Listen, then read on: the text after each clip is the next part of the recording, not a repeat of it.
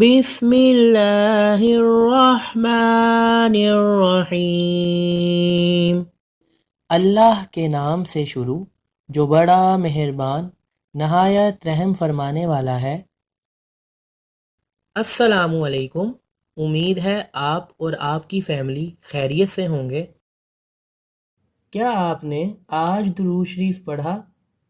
اللہم صلی علی سیدنا محمد وآلہ وصحبہ وسلم۔ برائے مہربانی حوصلہ افزائی کے لیے سبسکرائب ضرور کر دیں، جزاک اللہ خیرا۔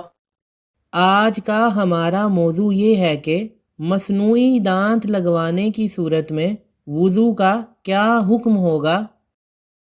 مصنوعی دانت لگوانے کی دو صورتیں ہیں۔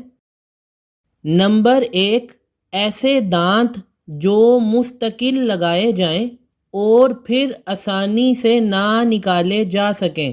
ایسے مصنوعی دانت اصلی دانت کے برابر سمجھے جاتے ہیں، اس لیے ان کا حکم اصل دانتوں کی طرح ہی ہوگا، یعنی وضو اور غسل میں ان دانتوں تک پانی پہنچانا فرض ہوگا، مگر دانت نکالنے اور تہہ تک پانی پہنچانے کی ضرورت نہیں ہوگی۔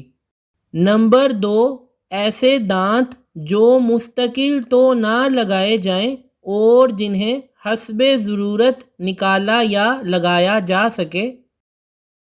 اس صورت میں اس وقت تک وضو اور غسل درست نہیں ہوگا جب تک ان دانتوں کو نکال کر اصل جڑوں تک پانی نہ پہنچ جائے۔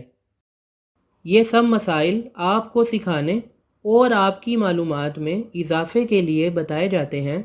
برائے مہربانی اپنے عزیز و اقارب اور حلقہ احباب میں بھی یہ ویڈیو شیئر کریں تاکہ آپ سے منسلک سب افراد فائدہ حاصل کر سکیں۔